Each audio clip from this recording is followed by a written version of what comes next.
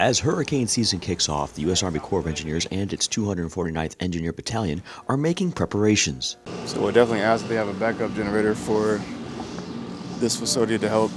Conducting a training exercise and carrying out around 300 critical infrastructure assessments to facilities throughout the state of New Jersey. But we see this transformer down here, so hopefully we'll be able to tie into that. So we're looking at hospitals, water treatment facilities, Salvation Army, schools, fire stations, police stations, and emergency service in general.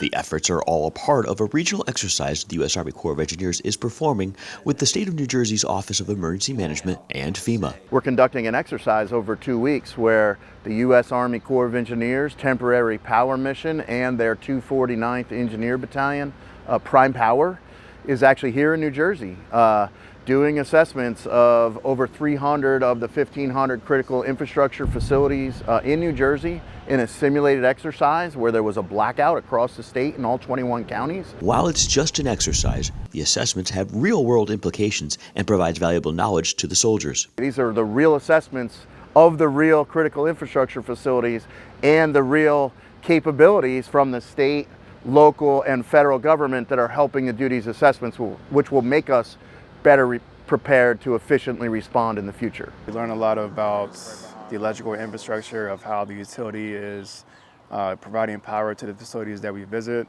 where we can connect a backup generator to in case that utility happens to go down.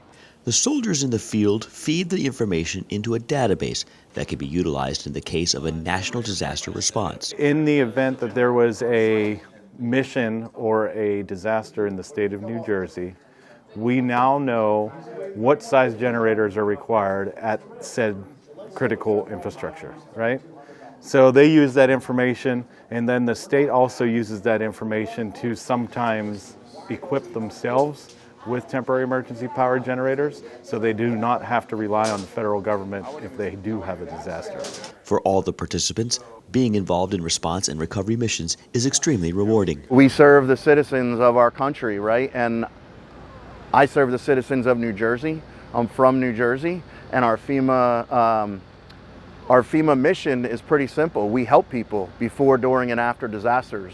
There's no better feeling whenever you get out there and you turn water on for the first time or lights on for the first time at a hospital. It's really impactful career-wise to know that I'm able to help out those who may have to go without power, stepping in to ensure they don't go without power. For the U.S. Army Corps of Engineers, Patrick Bloodgood, Edison, New Jersey.